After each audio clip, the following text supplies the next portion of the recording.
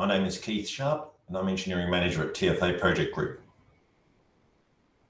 I'm delighted to introduce and to chair today's session on liquid transport fuels. And you will be able to ask questions of any of the speakers in today's session. They are going to be moderated and I will be asking those at the end of the session. So please, as you think of questions as the presenters go along, add them to the chat box or the Q&A chat box, and we'll address the questions at the end of the session. So just for context, TFA Project Group are consulting engineers who specialise in the transport liquid fuels sector. For 25 years, we've been designing everything from service stations through to major oil terminals, airports, and also biofuel storage and blending facilities. For 20 years, we've been involved in biofuels, working on feasibility studies and biorefinery feasibility in terms of the one at the bottom of the screen there, which is the Dalby Biorefinery, which is a sorghum to ethanol plant, one of the few built in Australia in the last 20 years. So looking at the greenhouse gas inventory, transport is a significant source of emissions in Australia. And in fact, looking at this chart and the highlighted line there is the transport, you can see that over the last 30 years, transport has continued to increase. In fact, it's gone up by over 60% since 1990. It represents around about 19% of our total emissions. That's not quite as much as electricity, which is around about 1/3, 33% of our emissions. But notably, there's been a lot more focus on electricity. And you can see since around about 2008, electricity generation emissions have started to decrease with the implementation of solar and wind. However, we're not seeing the same trend on transport. So just how much fuel does Australia use? In 2018-19, the total was around about 57 billion litres. So that's 5,700 million litres per annum. Largely, petrol and diesel are the big constituents, with industrial diesel making up just over 20%, and passenger vehicles around about 20% as well. Jet fuel is a big user. Prior to COVID, we were using around about 9.4 billion litres a year. And then you've got smaller products like fuel oil. So there's been a lot of talk about zero emission vehicles, and I think it's important to identify that there's no silver bullet or net zero emission vehicle. I think we need all technologies to address our greenhouse gas emissions. And the important thing is that each technology is considered and assessed via its life cycle analysis. By that, I mean it's not just what comes out the tailpipe, it is actually what goes in terms of generating the energy to recharge or make your hydrogen. And so if you look at electric vehicles, as I said before, electricity is 1/3 of Australia's greenhouse gas emissions. And currently we use 80% of that generation using fossil fuels. So we can create greenhouse gases from that electricity that's needed to recharge an electric vehicle. There's also requirements for the mass adoption of electric vehicles where you need to upgrade the grid. You need to mine lithium, cobalt and nickel for the batteries. And the success of electric vehicles also depends on the public paying 2 to 3 times more for a vehicle today. So it's not necessarily an immediate solution for today that everybody's going to adopt. Hydrogen vehicles, they're relatively new. There's only a few in Australia, but there's currently no existing hydrogen refueling network in Australia. So they're not easily implementable today. It's something for the future. The hydrogen can be deemed green if it's created from renewable electricity. But importantly, when you're looking at the utilisation of renewable electricity, you need 3 times more to refuel a hydrogen vehicle than you need to recharge an electric vehicle. And then you've also got conventional internal combustion engines, ICE we call them, where you have the opportunity to use biofuels, e-fuels, drop-in renewable fuels. All of these can be distributed through existing vehicles and infrastructure to varying degrees. And the important thing about using bioenergy is it recycles existing carbon dioxide from the atmosphere via organic matter of growing and produces net reduction in net greenhouse gas emissions. There's also flexible fuel vehicles, of which there's 50 million of them around the world already, which can use 100% biofuels. So in terms of life cycle assessment, there's been quite a bit of work done, and it's important to consider these technologies from that perspective. As an example, an electric vehicle using electricity to recharge that has been generated using coal actually isn't better than an internal combustion engine running on petrol. A hybrid electric vehicle, for instance, using biofuel or a drop-in renewable fuel, 100% actually gives equivalent greenhouse gas savings to an electric vehicle running on 100% green electricity or a fuel cell electric vehicle running on green hydrogen. So it really comes down to the status of the technology today, what will it give us immediate results, and ironically, a hybrid electric vehicle running on renewable drop-in fuels is probably our most effective way forward today. So when we talk about clean fuels, we're talking fuels that are generated from biomass, and this can come in a variety of forms. Traditional biofuels are ethanol and biodiesel, which can generally be blended but are not a drop-in fuel replacement. They can't be used as a 100% replacement in most vehicles. So biodiesel can be generated from vegetable crops such as canola, waste oil, tallow. It's typically used only at 5% in conventional diesel. Ethanol can be manufactured from crops such as sorghum or wheat, but it can also be created from biomass residues such as the straw or bagasse, as well as waste materials or even wood residues. And that's typically used at 10% in Australia. The other one that has been coming out more in recent years is sustainable aviation fuel, which can be created from ethanol or biomass. At the moment, sustainable aviation fuel is certified for a 50% replacement with conventional jets, but there is testing going on right now to get it certified for 100% as a replacement. So your renewable drop-in fuels are direct replacements, and they're generally biomass-derived direct substitution transportation fuels, as we refer to them. So this can include renewable diesel, petrol, and sustainable aviation fuel, where you can replace it at 100%. Now, the important thing about renewable drop-in fuels is you do have the opportunity to deal directly with the consumers and the end customer. So you have the opportunity to create potential offtake agreements with airlines, for instance, to actually buy that jet fuel. So with all the talk about hydrogen and electric vehicles, does biofuels have a future? And I suppose this graph is quite interesting. It came out a couple of years ago through the Australian Electric Vehicle Market Study. And Australia is currently following the red curve, which is without direct government intervention. And interestingly, the figures quoted by Scott Morrison the other day at about 1.7 million vehicles equates to around about the predictions on this curve for about 2032. But in context, there's 1 million cars in Australia, just 15 million passenger vehicles in Australia. And we sell about 1 million a year. So even if we were all buying electric and hydrogen vehicles, we'll take 15 years to convert the fleet. But at the current rate we're going, even in 20 years, we'll only have 40% of the fleet converted to electric and hydrogen. So the need for liquid fuels is even going to continue on for passenger vehicles. But if you take into consideration the rest of the fuels, you're probably going to have well over 40 billion litres of liquid transport fuels required, even in 2040 and 50. And part of the reason for this is there's areas of the market where hydrogen and electricity are not viable in the foreseeable future. So jet fuel, the aviation market, as you can see down the bottom, it's been growing in Australia prior to COVID significantly. It's up to 9.5 billion litres a year. There are 30,000 aircraft in the sky around the world. They're very expensive. They're not going to be replaced in a hurry. And even Boeing have 5,000 orders today. So at this stage, there's no alternative. And the need for liquid transport fuels in aviation is going to be long-term. The same sort of thing applies to shipping. There are a lot of ships in the world, and whilst they are looking at some alternatives such as LNG, the rate of replacement of ships is not going to substantially change that for the foreseeable future.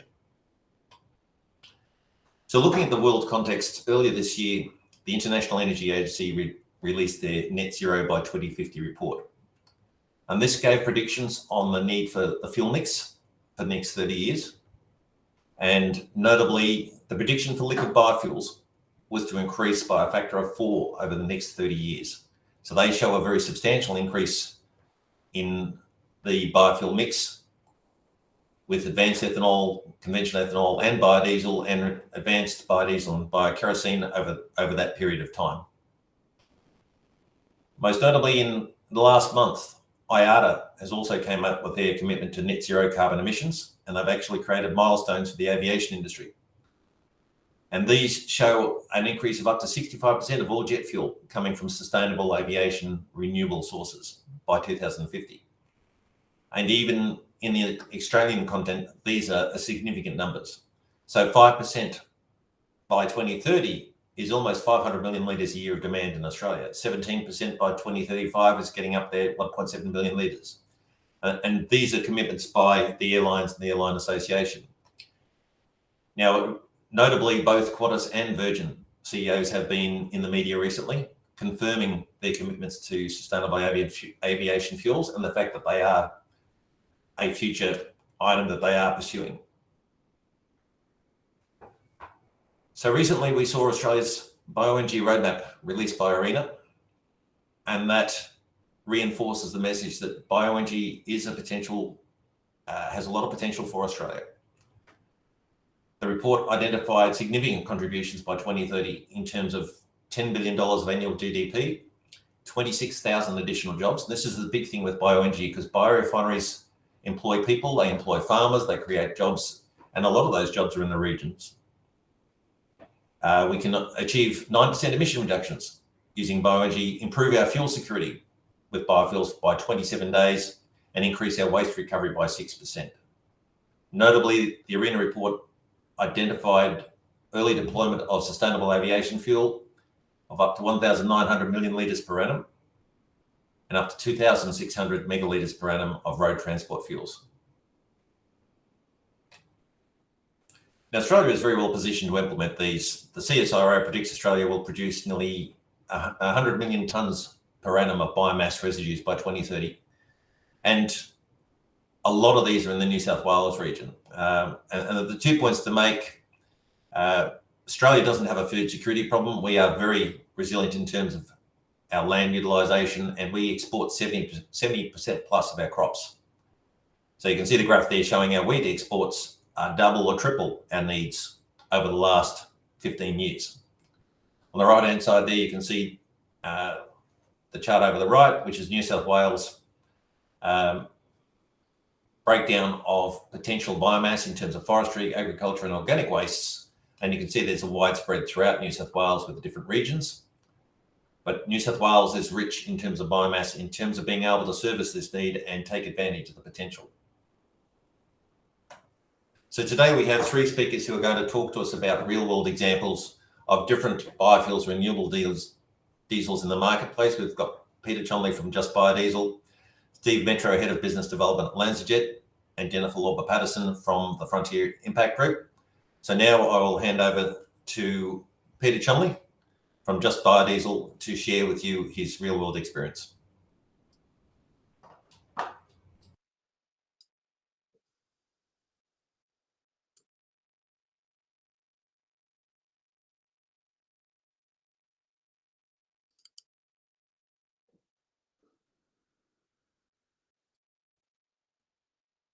Good morning. Can you hear me okay? Yes, indeed. Excellent.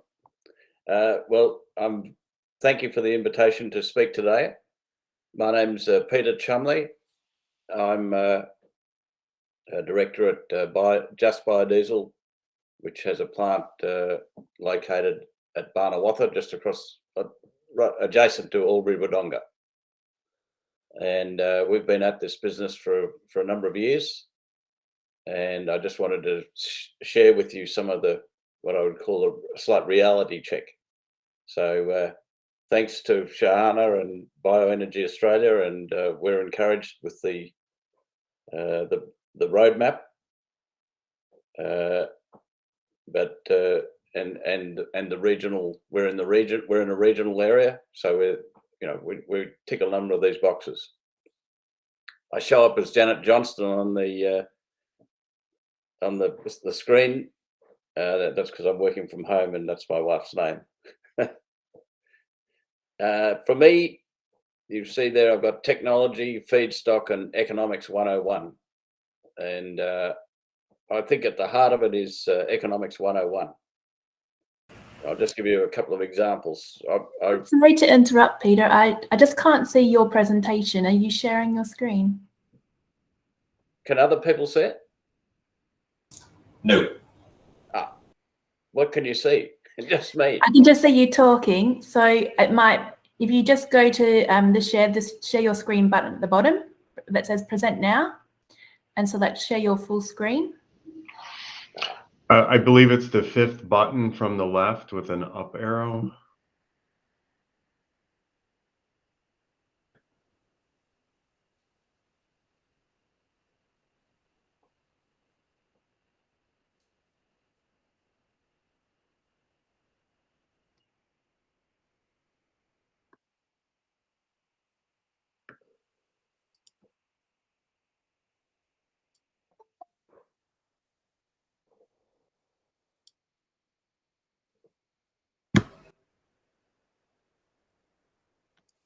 Lauren, if it's easier, maybe you could.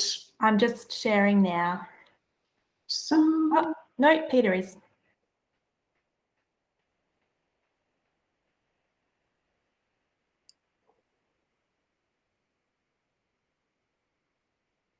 Are you seeing anything there? I can see your screen, but I can't see your presentation. So you'll just need to bring your presentation onto your screen.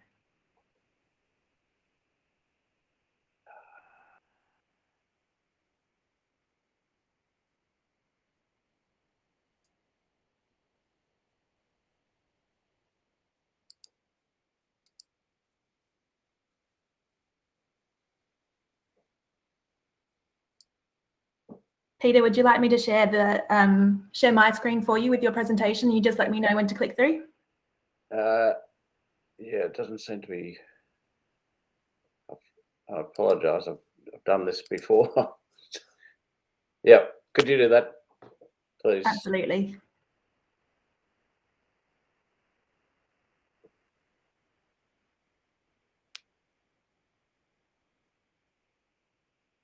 Okay. Can you hear me okay? Yes, I can. Excellent. Okay. So I'll just come back to that Economics 101. Personally, I put in a $25,000 solar battery install on a new house a year ago, and it had a payback of 6 to 8 years, and that's working according to plan.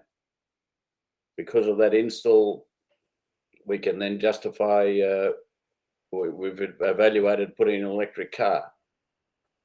And again, that will justify itself. At the Barnawartha site where our biodiesel plant is, we're installing a 500 kilowatt solar project, and it will have a 4-year payback. So you can see here are bioenergy projects that are having a direct payback. Then we have the biodiesel plant that we've been working at for a number of years.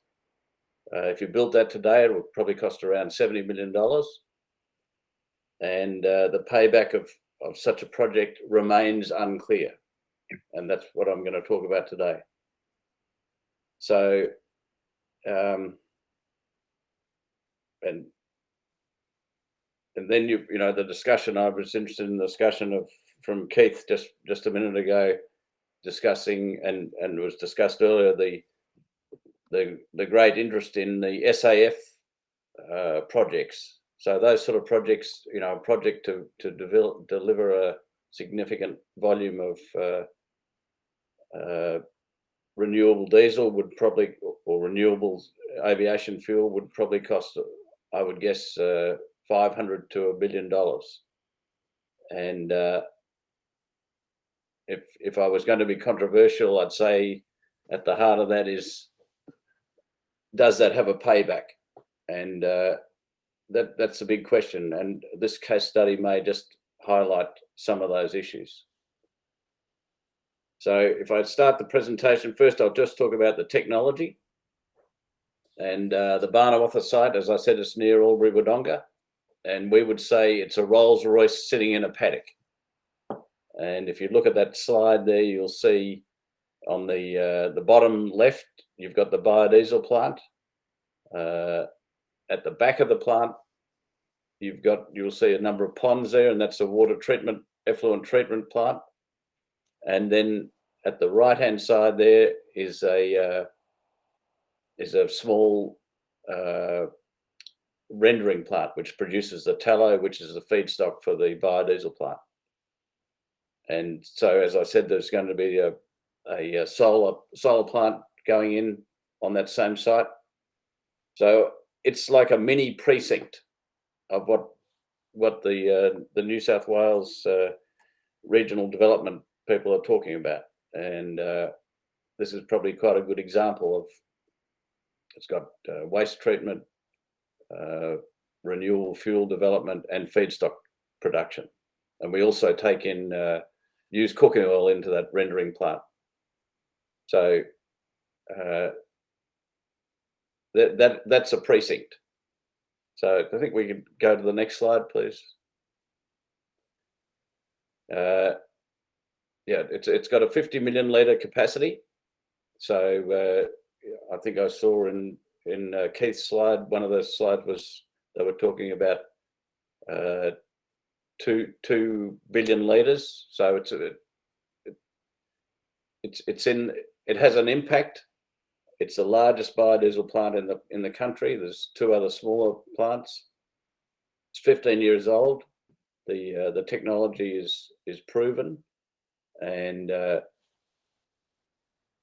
it's, as I said, it's an integrated site. So you've got that rendering plant, the biodiesel conversion, and the effluent treatment. So if we could just move through some of the next slides. Thank you. So biodiesel, it's produced by processing fats and oils, and you have methanol, and use methanol and potassium hydroxide as a catalyst, and it's blended with petroleum diesel. I think we can keep moving through these slides.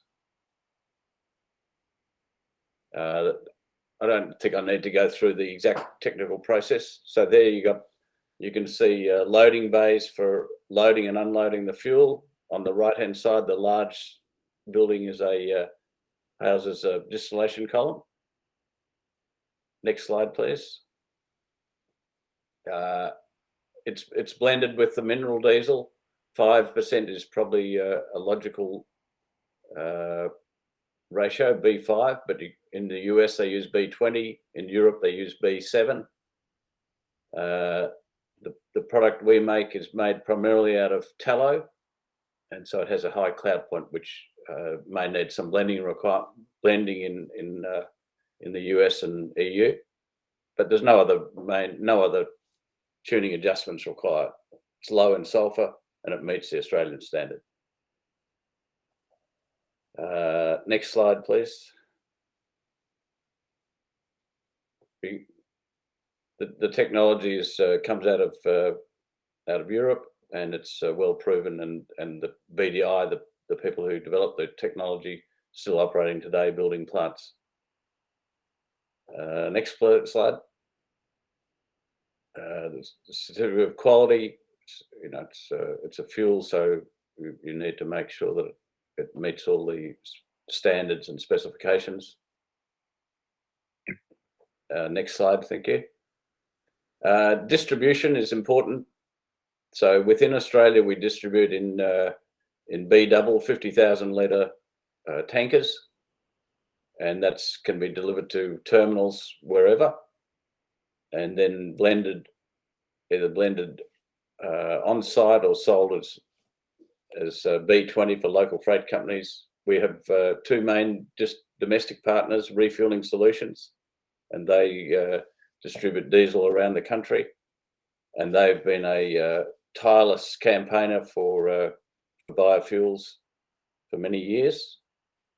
And then also Viva have a heated tank in Melbourne, and we've distributed quite an amount of fuel through their distribution network.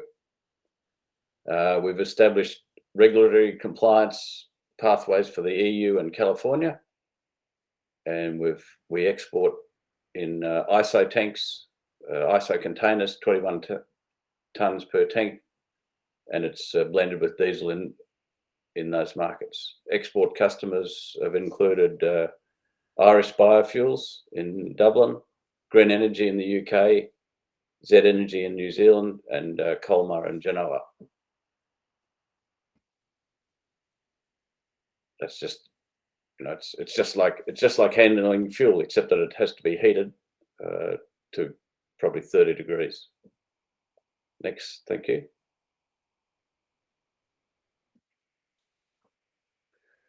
So then we come to feedstock. So the biodiesel, it's a 96% conversion process.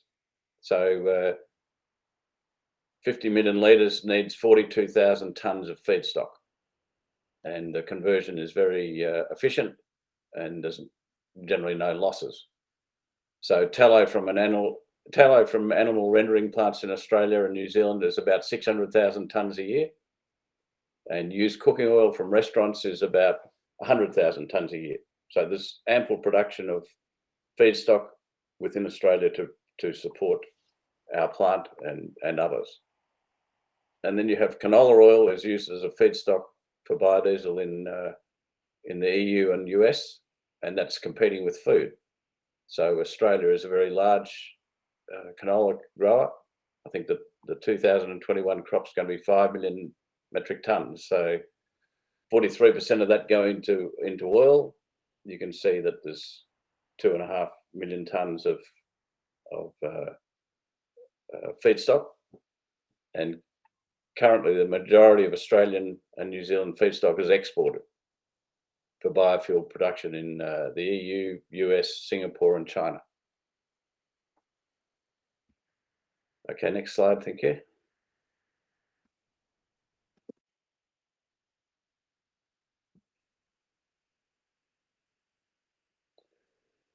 So then we get to the economics.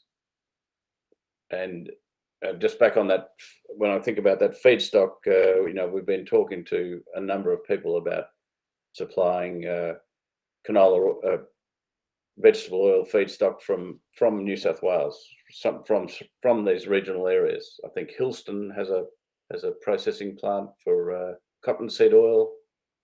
Cootamundra has a vegetable oil processing plant. Wagga.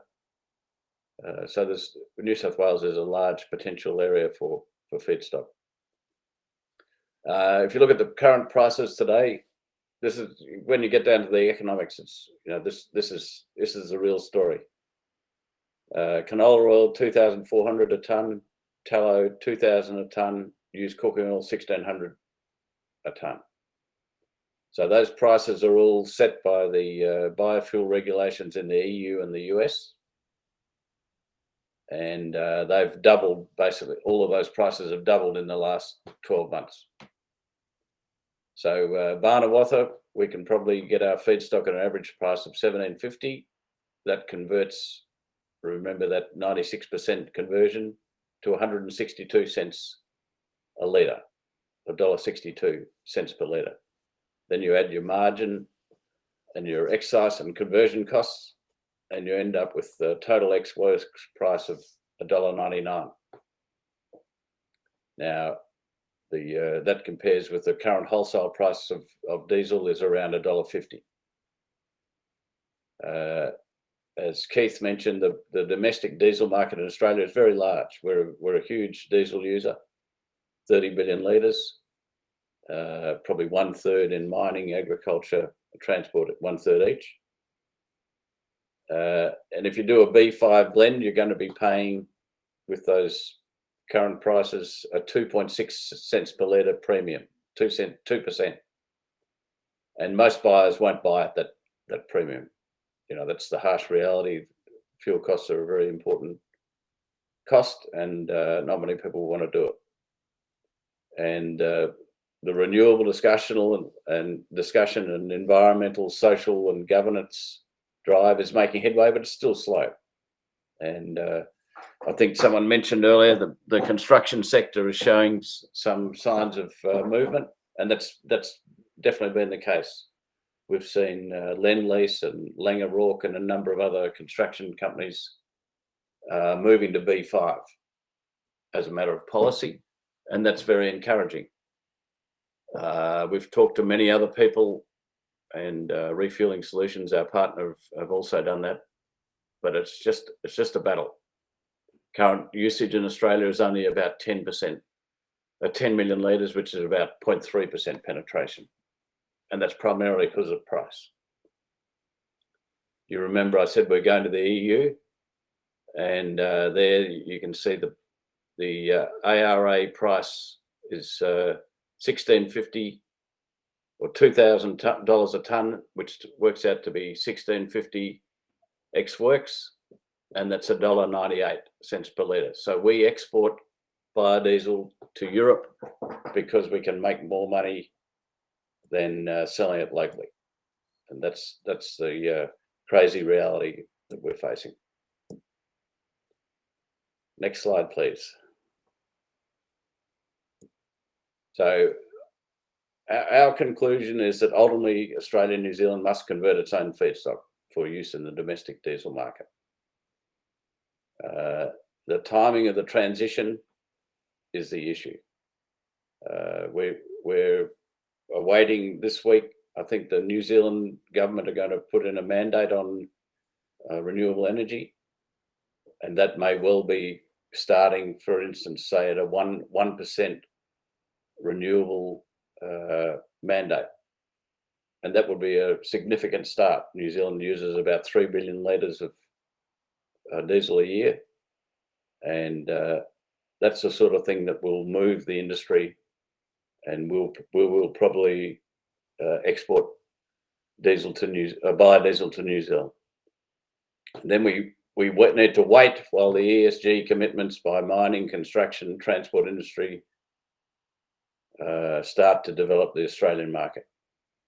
But it's it's going to take some time.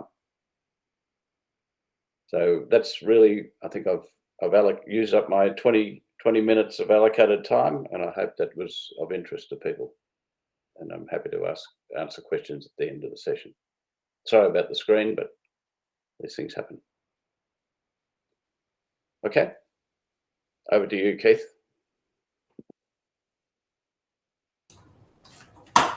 Thank you very much, and we'll move on to our next speaker now from Lanzajet, Mr. Steve Metro, if he's online.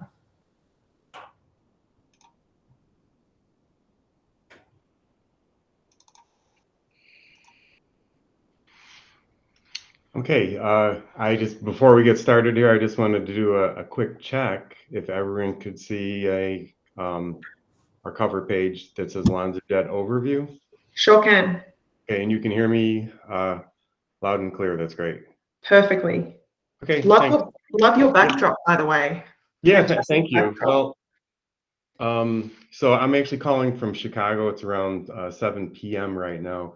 But the backdrop was actually taken at Yosemite in California. So it's something I like to do, and it's one of the activities I get to do with my grown daughter. So she lives out in California, and she puts me through the paces.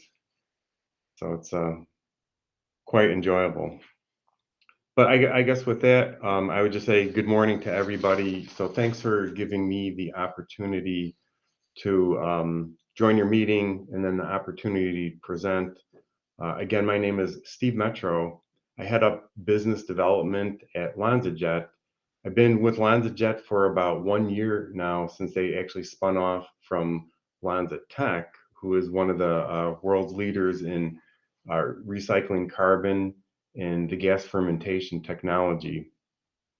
But prior to that, I spent the first 35 years of my career in the refining and petrochemical sector at a company called UOP, which is one of the leading licensors of technologies that go into refineries and petrochemical plants. So it's a little bit of a switch, but I'm super excited to be on the sustainability side and working with folks like you.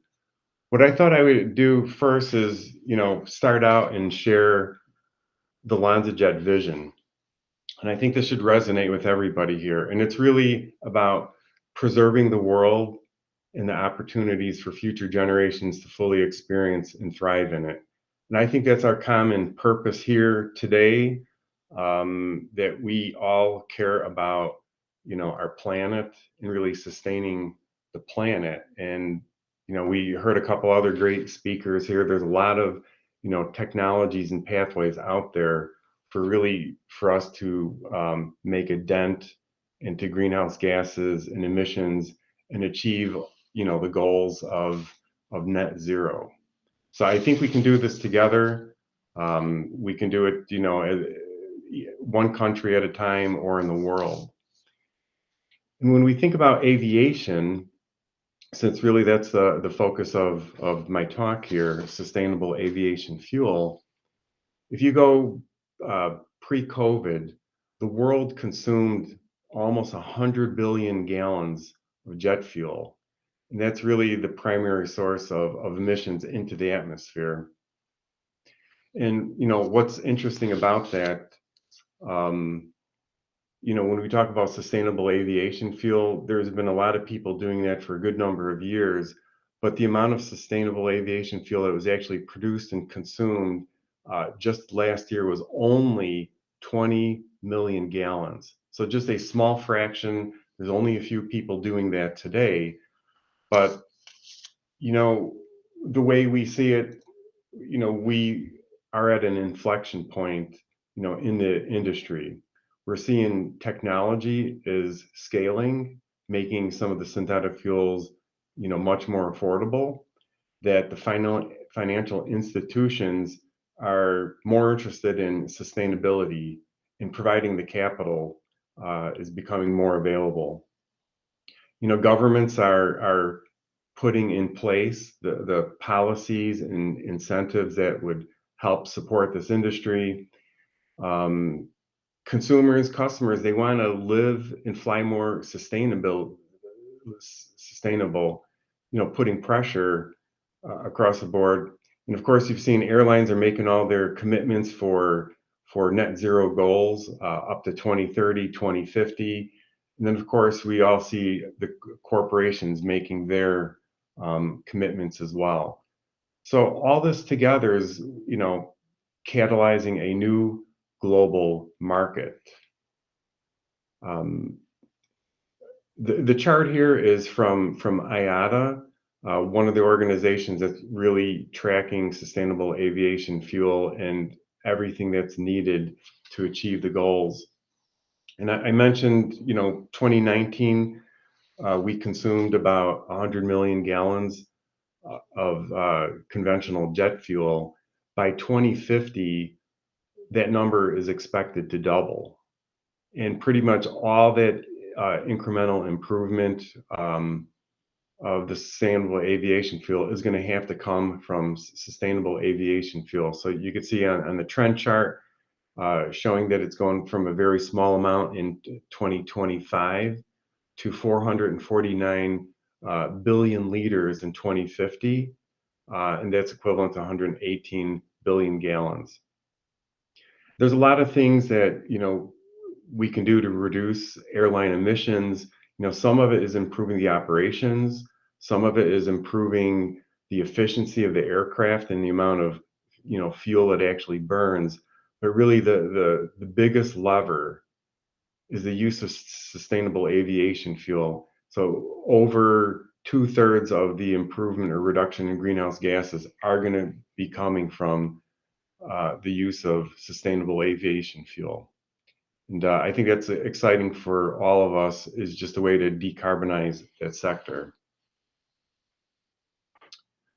I mentioned that, Lanzajet is, a newer company. We were founded in 2020, and we're actually a spinoff from a company called Lanzajet. And again, Lanzajet founded in 2005,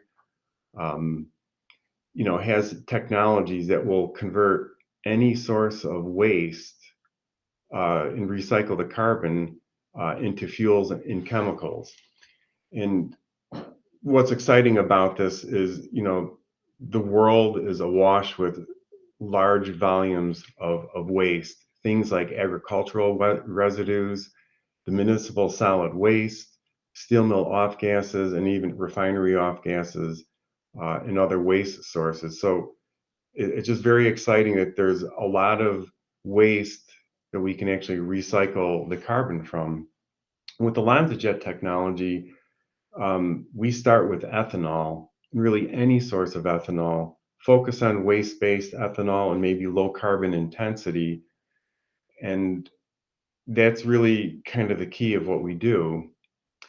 Just a really high level view of, well, how does this alcohol to jet technology work? We start with ethanol.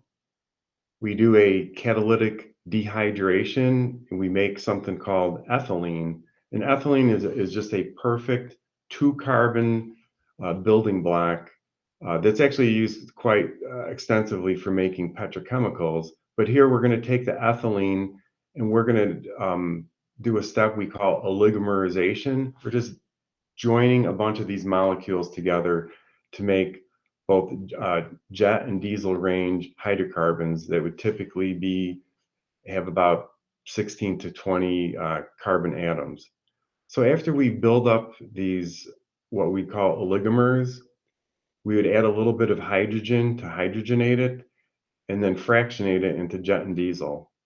And what you end up with is a highly paraffinic synthetic fuel that is suitable for both sustainable aviation fuel and diesel. And the work that we've done in development, this technology dates back to 2010 with a grant from the US Department of Energy to work on ethanol to biofuels program, in which Lanzajet stepped in 2011. And over about 6 years, the technology was taken from the lab to the bench to semi-works, in which commercial quantities were produced.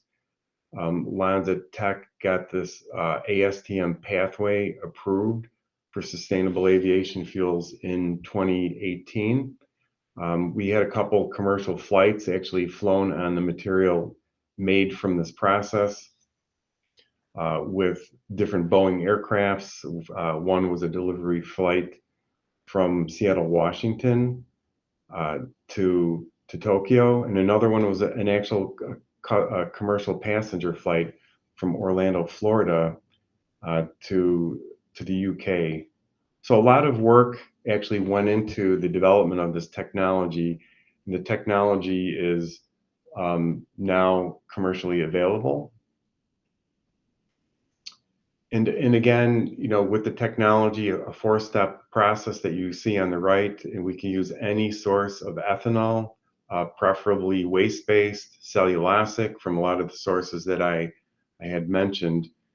And then on the left, what you see is a little bit more about the Lanzajet technology. And here, the heart of the Lanzajet technology is a bioreactor or gas fermentation process. And the process basically uses microbes that can convert any source of waste into chemicals, and particularly ethanol. And this sounds, very back to the future, like the movie where you think you can convert, MSW and garbage into fuels. But this is exactly what it does. And a lot of these waste sources, they're all very rich in carbon monoxide and carbon dioxide. And all these materials, can be converted into really a syngas, things that contain carbon monoxide and carbon dioxide. And the microbes actually use that and ferment it into chemicals. Not that different than when you brew beer and you have yeast converting, sugars into ethanol. So it's just an incredible process. It's something that's been commercially being practiced at a number of plants, actually starting out in China. Steel mill off gases are captured and converted into ethanol. So what we have here is just a really great integrated solution for what we would call waste to sustainable aviation fuel. And by the way, the technology also makes another really important transport fuel in the form of renewable diesel. The process is focused on making sustainable aviation fuel, so we can make up to 90% SAF and 10% diesel. But there are markets that will require more diesel. The process can flex to 75% diesel, 25% jet. So it just opens up a whole world of possibilities.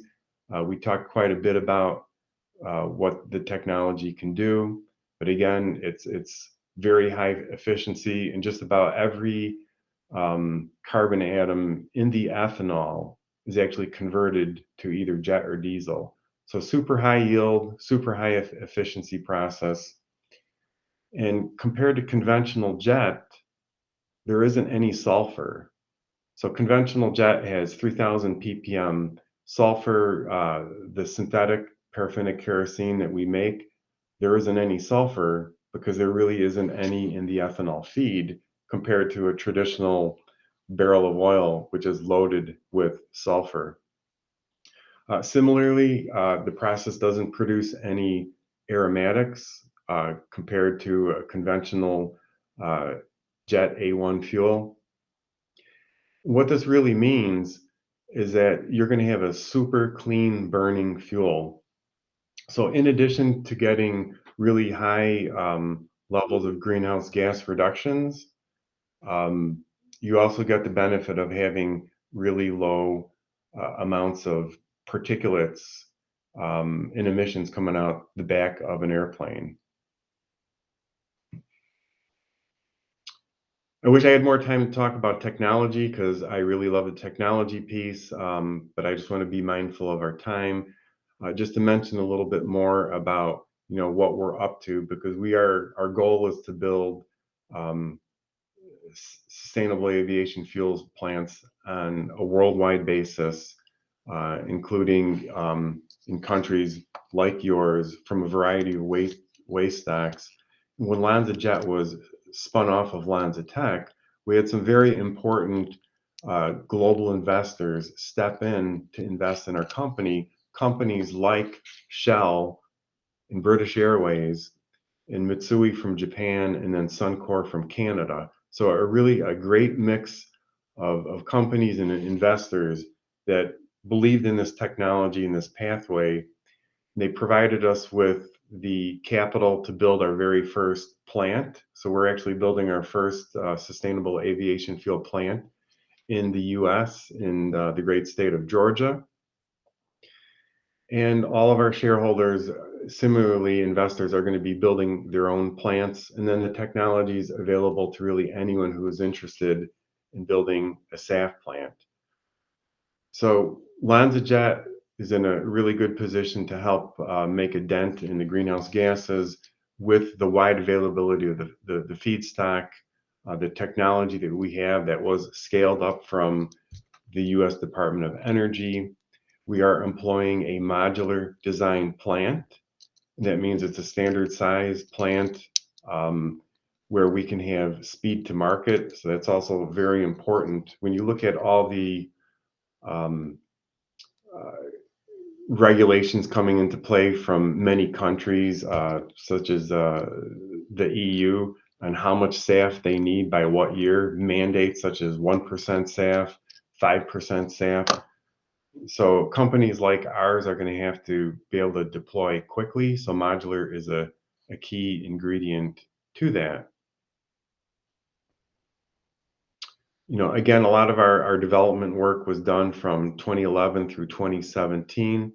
Our first plant will be started up in Georgia at a plant called the Freedom Pines Fuels Plant in Georgia, startup for end of 2022. That is a 10 million gallon per year plant, which is also equal to 38 million liters per year. There are some other projects out there in a public domain in Central Europe, a project called Flight for a 2024 startup.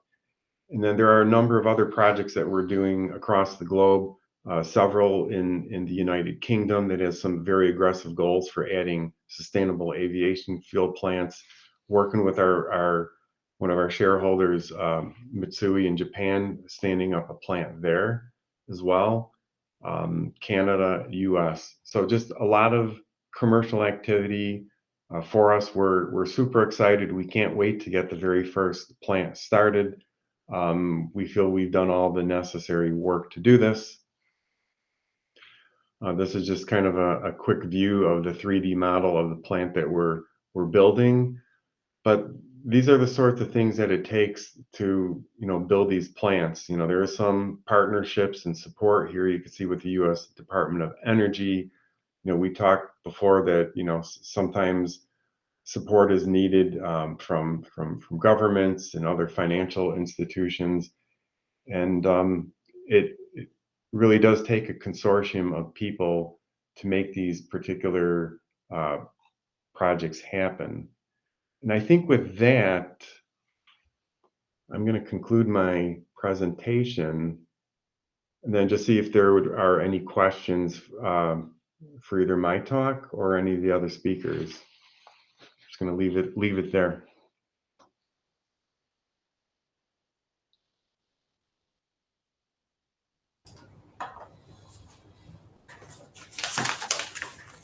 Okay, thank you, Steve, and over to Jennifer at Lauber-Patterson.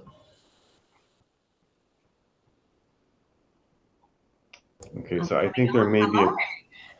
I'll just straighten that up a little bit. Wonderful. And I'll just see if I can share my screen. Share now. Is anything sharing? Not yet. Okay, not doing something right. Well, I did stop sharing, if that's any help. Yeah, you must grant permissions in order to share screen. Any guidance that anyone wants to give on that? Mel, are you on the call? Mel? Yes, I am. Yes, I am. I'll see if I can share mine. Yeah, if you can do that, then I'll talk to it. I'd appreciate that, Mel. It's handy having a colleague, and hopefully his screen can share. Thank you for that, Mel.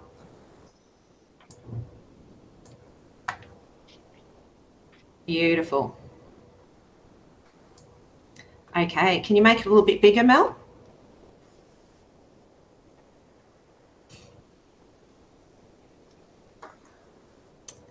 Wonderful. Thank you very much. It's a pleasure to be here today, and all the previous speakers have done a really great job talking about the importance of renewable diesel and sustainable fuel and the opportunity in the market at the moment, and also the opportunity it presents for fuel security, which is also critical for Australia. What we're sharing today is an overview of our first renewable biorefinery project planned in Western Australia. This is our most advanced project, but we already have 3 planned in New South Wales. We're a Frontier Impact Group. We're a climate solutions and an advisory investment firm. What we love about the renewable diesel project is that it addresses all the key activities that we focus on, and these include healthy soils, clean energy, fresh air and water. It actually crosses across all these different activities. We commenced our project in Western Australia in 2019. We got a grant from the Western Australian Government to do a feasibility. The feasibility proved successful, which led to investment in a JV, Future Energy Australia, by Carnarvon Energy. We're really excited with having them as a partner because they've got a lot of operational experience in the development, construction and operation of infrastructure projects such as this. So they're very, very strong partner with a big balance sheet, which is always crucial when developing these kind of large capital intensive projects. Next slide, Mel. The opportunity for New South Wales, we believe, is huge. There's 3 that we've already identified and a potential of 10. Just with the 3 that we've identified, that would be 330 million in investment, 60 million litres in renewable fuel. It's net carbon negative, the project. We estimate 210,000 tonnes of carbon reduction, 25,000 tonnes of biomass that would be produced, 20 million tonnes of wood vinegar. So it's extraordinary in terms of the outcomes that can be achieved, and that's just on 3 projects, let alone what else we can deliver. As we've mentioned, fuel security is a big issue, and we see this as a really important solution. We are actually technology agnostic, but we have reviewed a number of technologies, and with the technologies that we reviewed, we see this as providing a really good outcome. What we do find in Australia at the moment, and the biggest opportunity, is to support a circular economy. We burn millions of tonnes of biomass in Australia. There's a market for ecological thinnings that's developing. There's a lot that goes to landfill, and there's a lot that we export for other countries to use for energy production, but we don't utilise it ourselves. And in some of the future slides, we're going to look at the economic opportunity of actually using some of these biomass streams in Australia in a productive way through renewable fuel production, rather than exporting it or burning it or sending it to landfill. So we said we're technology agnostic, but why we've chosen this one is we think it has a low risk in terms of commercialisation, because it has already been tested at commercial scale, and that's really positive. And that it's been running commercially since 2017. They're smaller modules.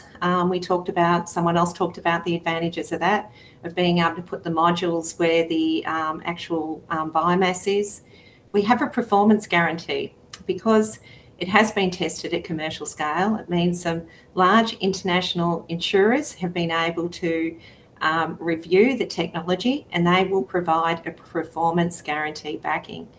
Now, this is actually really important, because anyone who tries to get these projects investable, it is very difficult, because quite often in this space, a lot of the projects are at R&D or pilot stage, and the failure rate of technologies is really high when they're at their earlier stages. So one way of being able to understand how proven a technology is being able to see whether a performance guarantee can be provided. And we do have two insurers actually that are willing to provide performance guarantees. We also produce wonderful byproducts in this technology, in the biochar, and also graphene, which Mel will be able to speak to you about shortly, as well as wood vinegar. Well, what is exceptional is that renewable diesel in itself provides such a great value-added outcome, but the biochar equally, the impact it has on carbon reduction is extraordinary, and we'll outline that to you shortly as well. What we do like is renewable diesel is an important part of the solution, is it's a simple way to transition to low carbon fuel without the need to implement capital expenditure programs. We're very supportive of hydrogen, we're very supportive of electric vehicles, but there is some areas where renewable diesel will play a role, and it will play a role for a very long time. It provides the highest value for low value biomass resources. So we've done economic analysis looking at 1 tonne of biomass per equivalent dry tonne, and in terms of economic value, this renewable diesel project is well ahead of the other options that we've reviewed. And the other opportunity for this, it can produce jet fuel. So it can be post-treated to produce jet fuel. And in addition, it can actually be converted into hydrogen. The reason we're not converting it into hydrogen is because the economics stack up really well in renewable diesel, and the demand is there. What we're seeing is local players in the market, the leaders in sustainability, they don't want to be using diesel anymore. They want to be using renewable diesel. And the options at the moment is to actually import it from overseas, because we don't have enough renewable diesel ourselves in order to supply the market. So it's a huge opportunity for renewable diesel and the ability to transition efficiently. Next slide, Mel. So WA project highlights, as we mentioned, it's patent and it's a high temperature pyrolysis system. We'll just explain what that is shortly, but it's a 4-module project, 18 million litres of renewable diesel, 8,300 tonnes of biochar and 6.5 million litres of wood vinegar. That's per project as a minimum. Each project, though, can be scaled up according to how much biomass is available. So each project minimum is 55,000 tonnes of dry equivalent tonnes. That's what our first project will be in Western Australia. It's a net producer of water. It provides a lot of employment. As we mentioned, carbon negative depending on feedstock, but in most cases, capital investment of 100 to 110 million, and the return on investment is great, over 20%, and performance guarantee for the project. So there's a lot of positives in relation to the commercial viability of the project. Next slide, Mel. Next slide, Mel. Thank you. Just very quickly, because we have covered some of these things, is the regional impact. And this was highlighted by Keith very well in terms of the regional impact that renewable diesel can provide. But as we mentioned, net carbon negative, producing renewable fuel, it's modular, so it can be close to the biomass source, avoids burning, superior economic benefits, and we'll talk about this more. But one thing we have identified is the benefits per tonne of dry biomass for renewable diesel production is much higher than any other activity. And I do think that's an area that there should be more analysis done in terms of looking at what is the best value add per tonne of biomass that we could be achieving for regional growth. Jobs, new business opportunities, value-added products, as we've mentioned, and in the first project, we also have Indigenous engagement. Next, Mel. So this is a slide that talks about the carbon benefit for 55,000 tonne equivalent biomass. And here we see producing renewable fuel is $900 value per dry tonne of biomass. You compare that to exporting, it's more around $230 of value to Australia. I think we should be thinking more smartly about utilising the biomass resources in Australia rather than exporting those resources, because it isn't efficient and it's not supporting a circular economy.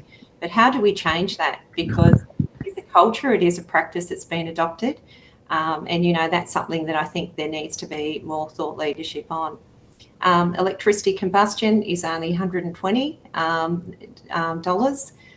Electricity pyrolysis is pretty good, but it's still less than renewable fuel production. The technology we have, they also have a proven electricity system. That's a pyrolysis system that's been operating for 7 years. The only reason we aren't doing electricity is because the renewable diesel is so much more beneficial from an economic, environmental, and also social impact perspective, which is why our focus is there. Next, Mel. And this particular slide talks about the CapEx on the projects, how we're looking to scale up in Western Australia, the jobs that are created from the project, and again looks at the value from the renewable diesel. But this also highlights the value for a graphene refinery. One of the aspects of the biochar that's created, it's a very high grade biochar, and it produces and therefore can produce a high quality graphene, which adds significant additional economic value to the numbers as well. And as you can see, it definitely, in terms of economic value, comparatively is much better than the other options that are currently adopted. We'll move to the next slide, and then I'll Mel take over from here. Over to you, Mel. Okay, thanks, Jen. Yeah, just basically on the technology, I'm just conscious of the time, so I'll move through this reasonably quickly. Effectively, you've got a biomass processing system. You bring in wood chip or pellets for straw pellets or other biomass material. You run it through a processing system which sizes it to get a uniform size. That goes through a syngas production system, which is a high temperature pyrolysis, 1100 degrees C. And that syngas or synthesis gas is then taken and then converted. And so basically the condensable liquids that are distilled out The diesel component is stratified and the renewable diesel comes out, and that's then filtered to produce a renewable diesel, a low sulfur renewable diesel. The other condensable liquids, condensable gases that have been distilled out are converted to produce wood vinegar and then water, and the water component is passed through a membrane filter, so to clean that up to a potable water standard. So as a co-product of the syngas, you're also getting biochar. Being pyrolysis, you've got no oxygen in there, you've got a low ash, high carbon content material in the biochar, and that biochar has got some significant properties given the temperature at which it's produced under this process. So I'll talk about that in a moment. The other thing you do is you've got the non-condensable gases can come back and are fed back into the biomass processing system. So they're actually used to dry the biomass before it comes into the process. So you've got three outputs: the biochar, the wood vinegar, and the renewable diesel. You can we can upgrade the renewable diesel to SAF, as Jennifer mentioned. The other thing we can do is with the syngas, we can actually enrich it further. It's hydrogen rich in its own right, but you can actually enrich it further and produce a hydrogen feedstock. So instead of having this back end on it, you'll have a hydrogen enrichment and purification, which for a low incremental cost can also produce hydrogen. So that's our pathway longer term. These plants, if hydrogen takes over in 10 years, 20 years, and diesel's not used at all, you'll just convert this back end and you can still use the front end to produce hydrogen. There's a concept of a renewable diesel biorefinery precinct where you've got biomass coming in, or different sorts, to the plant. We can use some of that syngas that's used for drying. We can also use that to produce on-site electricity generation through a gas engine. We'll clean it up and put it through that gas engine. And there's a number of products that can be produced out the right-hand side. So it's a very circular economy, effective process. In terms of feedstock options, there's a whole range of options we can utilise, ranging from forest residues, council green waste, construction waste, and other agricultural wastes. We're concentrating mainly on woody waste to start with, and they come from a variety of sources we're looking for across the state in Western Australia, and also in New South Wales and other states. So we've got a number of projects across a number of states in Australia, and certainly looking at the opportunity to develop all those. So effectively, the idea is to take the waste biomass that's either currently being exported, burnt in situ, or being put to landfill. In this case, we're actually producing some valuable products off the back of it. Renewable diesel, first thing is sometimes people use the word renewable diesel instead of biodiesel identically or interchangeably. In fact, renewable diesel is not biodiesel. It is different. It can be used as properties similar to petroleum oil derived diesel fuel, and can be used in diesel engines without modification. The technology, the test has already been certified to US and European standards, and has been tested to New Zealand standards. We've also tested it to the Australian fuel standard for automotive diesel. The only part it doesn't meet is the density issue, and it's also been tested to the Caterpillar standard and it meets those standards. The density is another issue, which we'll bring up at another time, but most renewable diesels have a lower density and a higher cetane rating.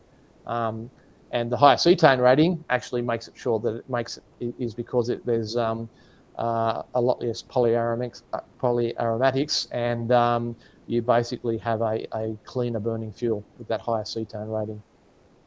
So it can be used in equipment without replacement, and as was noted at the bottom, we need to look at the Australian fuel standards, and we've got a couple of pathways to go with that. You either apply for exemption under the Section 13 of the Fuel Act to basically get exemption for the density, or we do something about amending the fuel standard. Obviously, our preference is to do that, especially given the US and the Canadian standards don't actually have density as one of the requirements for testing of renewable diesel, of diesel even. So so it's a very good quality, clean burning diesel. We've created a brand called Remulium, which is part of our branding for that renewable diesel fuel, 100% carbon neutral fuel. We're just going to skip through a few slides. We've done a life cycle analysis. Basically says the emissions reduction is equivalent to a high efficiency 110 megawatt solar farm based on the Western Australian situation, but it occupies 2% less for that same of land. Sorry, 2% of that land area of 110 megawatt solar farm. So you're producing the same carbon reduction in a much smaller area. The biochar is a high quality biochar. There's a very known market for that. The importance of our biochar is graphene rich. It has a lot of graphene rich componentry, which makes it very valuable as a precursor material to produce graphene. Graphene itself has a number of properties here. I'm just going to skip over this in the acknowledging the time frame, but it's harder than diamond and it has all these properties here. A lot of applications in high strength building materials, and I'll go through a few of those just really quickly. For example, in cements, there's been tests on this particular biochar being post-processed into a graphene, high carbon graphene material, and it actually, with a 0.005% componentry of a concrete mix, there's an 88% increase in compressive strength. So some of the importance, if you get a higher strength in concrete, for example, cement at the moment accounts for something like 8% of global emissions, and cement, as if it was a country, would actually have the third highest emissions country in the world. So it's got a very high emission. So if you can increase the strength significantly and reduce the amount of cement, for example, if you were able to reduce the amount of cement by 25% even, that would reduce global emissions by 2%. So it's significant. By having the extra strength, you can have less cement. Asphalt, it actually improves the rutting performance of the asphalt by a factor of 2.5 times. So in theory, that should increase the life of asphalt. Other tests have increased the actual overall strength and tensile strength of the asphalt.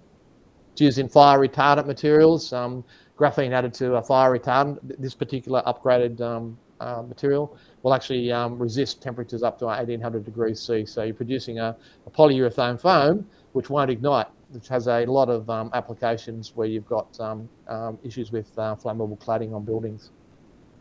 It can be used in recycled plastics, where you increase the tensile and flexural strengths. That's been tested, and there's been a lot of work done on using graphene as a way of using the biochar and capturing it into producing to storing carbon.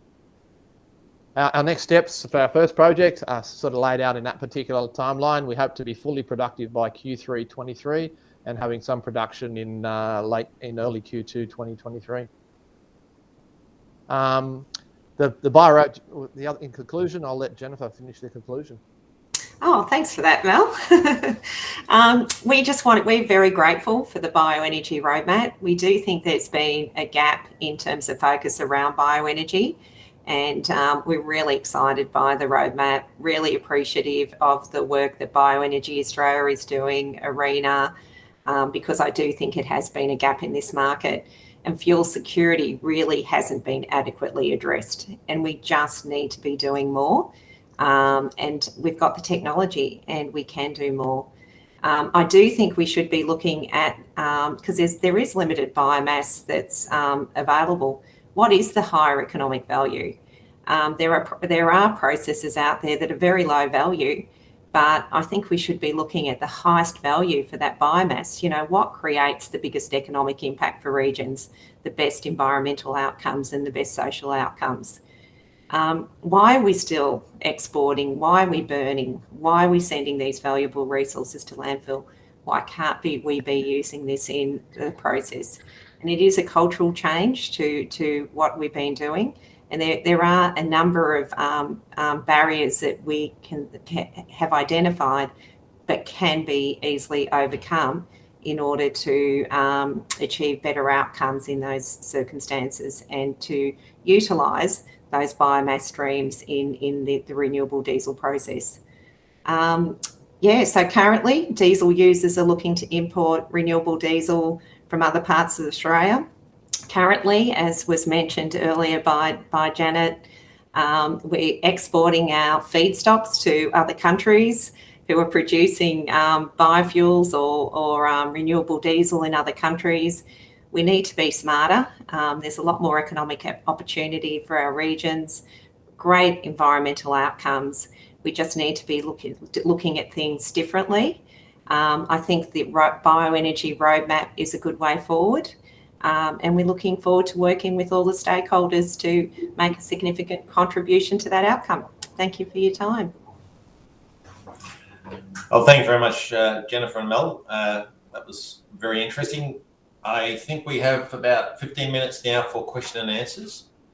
So if anybody wants to ask a question, you'll see in the bottom right-hand corner of your screen an icon with a triangle, a box, and a circle called Activities. And if you click on that, you can go up and click on the Q&A screen. And the Q&A screen allows you to enter questions, and I will ask them to the speakers to try and address questions.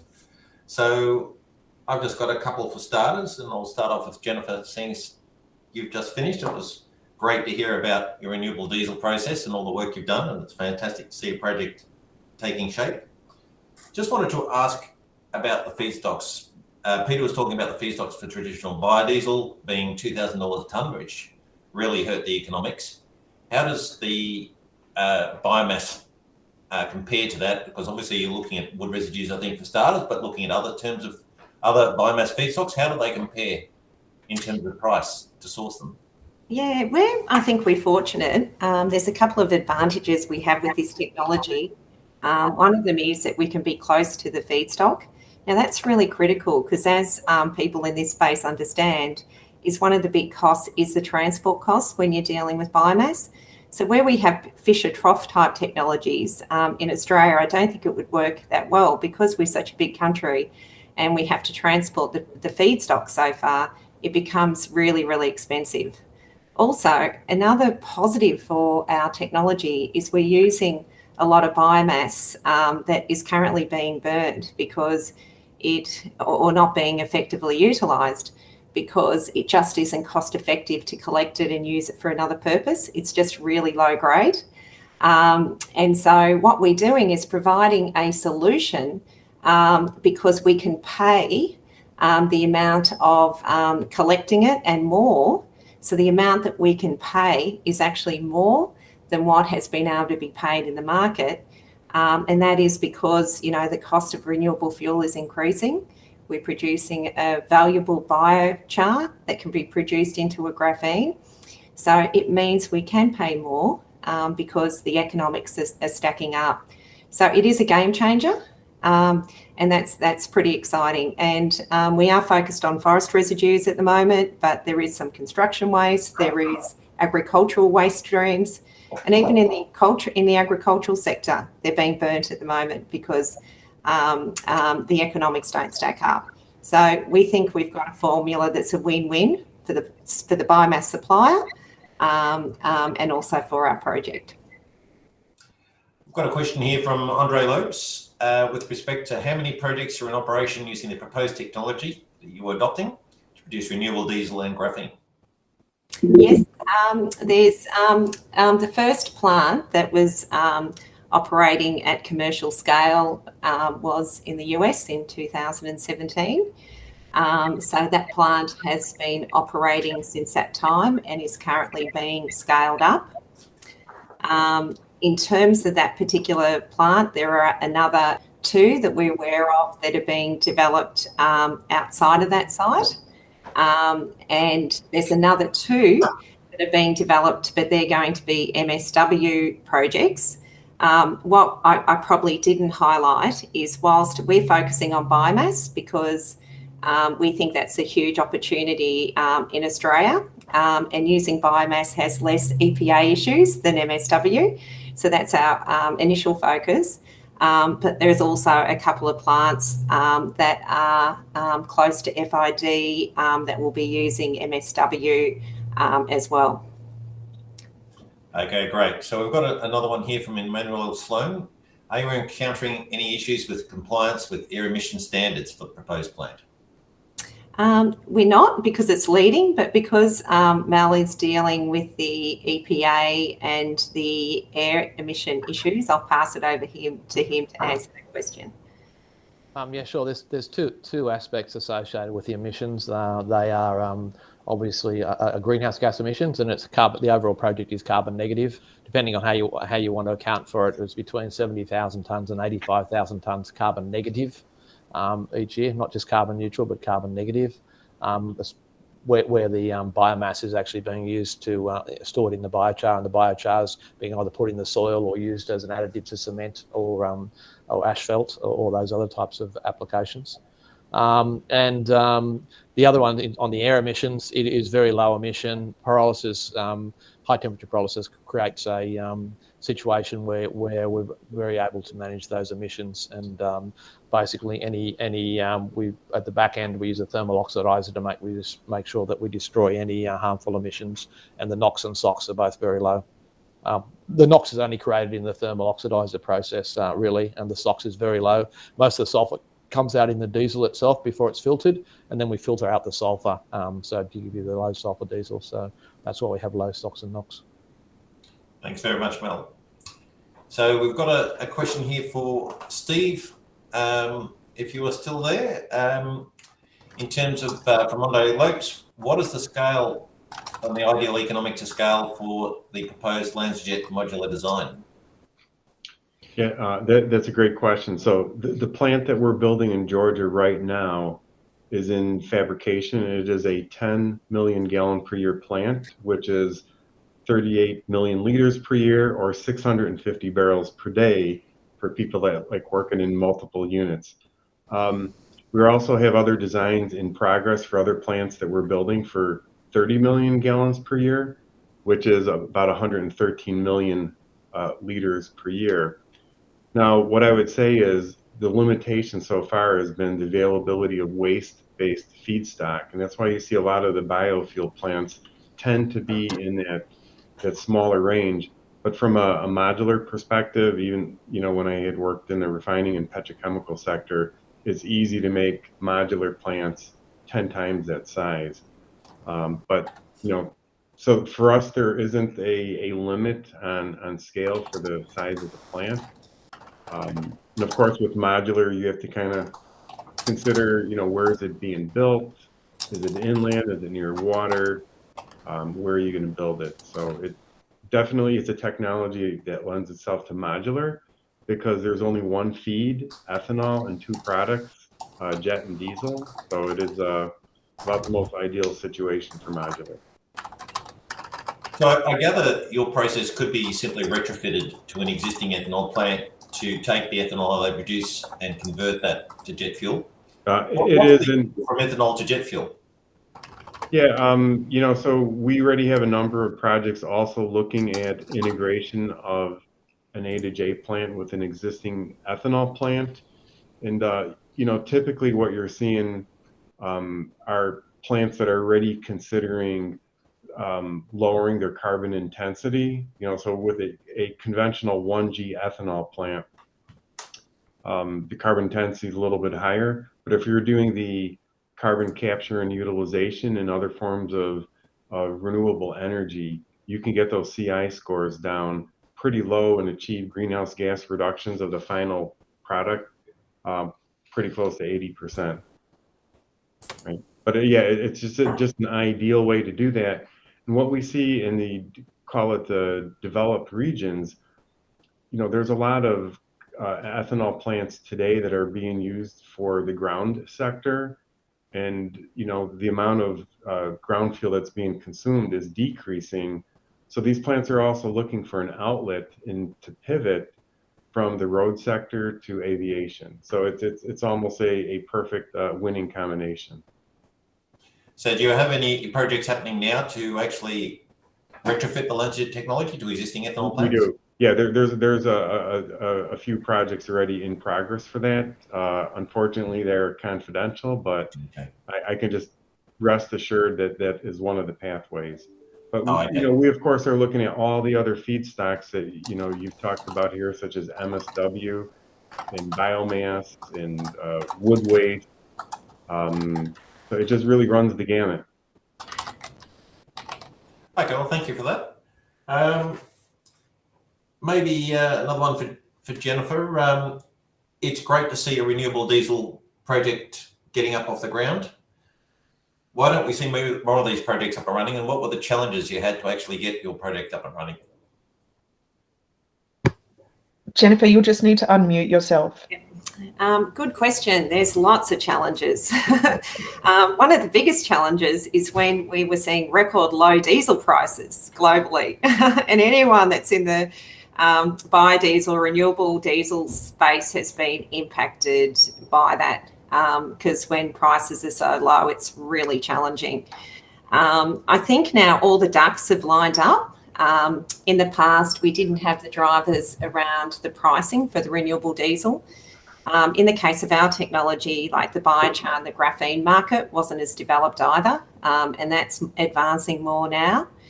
There wasn't the focus around biomass. Like, people think that just because there's a lot of biomass, it's easy to do a 10+10-year deal. No, it's really challenging. And there's a number of factors for that. And one of those is the way that contracting is done in Australia. There's also the challenges around the current markets where there is biomass. It's currently being exported to provide biomass for other countries and their energy usage. That's been a challenge. And investment was a challenge. And I suppose one of the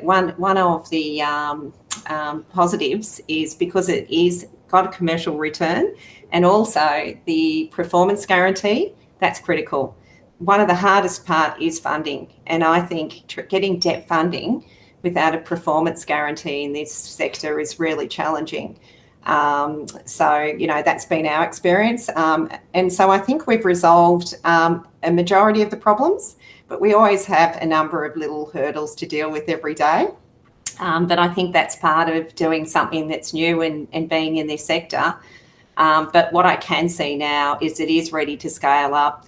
I think there's a number of technologies that it sounds like that are very positive. You know, I'd love to hearing about Janet and what he's doing and the other technologies overseas. But I can put my hand on my heart and say, you know, the technology that we have will play an important role with fuel security. It's ready to go. It has been commercially tested, and getting that data sometimes is hard, but we've got the data. And we've got the other things ticked off, and we're ready to go, but it has been a long journey. A couple of other questions here for you whilst you're there. Brian Cox has asked if biochar can be used as a biocoal to replace coal in a power station. Mel might be the best one to answer that one. It comes down to what is the best value for using that biochar. And remember earlier in the presentation, we talked about economic benefit. If something can produce, you know, 900, or if you include graphene in it, I think Mel's economic numbers were $1,500 per tonne of equivalent dry biomass. That's the economic return. If something else is only $200 or $300, you know, is that the best thing, the best use for it? But Mel, do you want to add to that? Yeah, it's pretty simple. Technically, yes, but financially, you'd be crazy.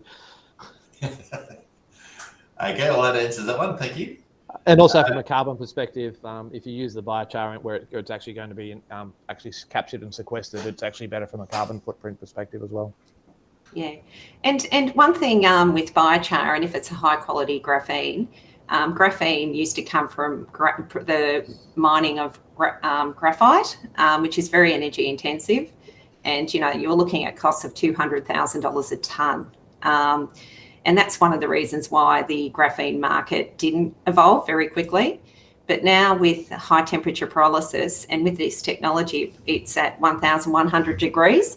It does produce the right quality biochar through its processing and through its high temperature to actually achieve very high value added graphene that can go into battery storage and other areas. And it's a game changer in those sectors as well, which is pretty exciting.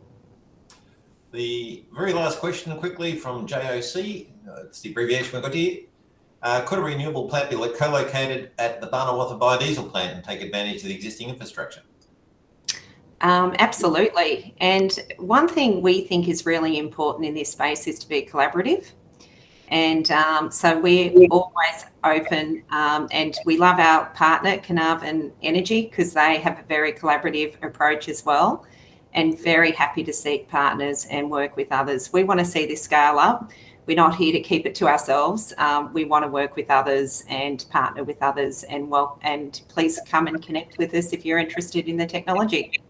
Well, thank you again for presenting today and joining us. Appreciate the time you've taken.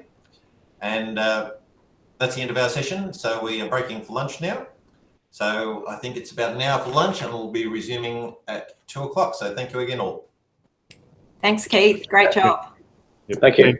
Thanks, Shahana, and thanks, Lauren, and everyone have a great day. Thanks so much, everyone.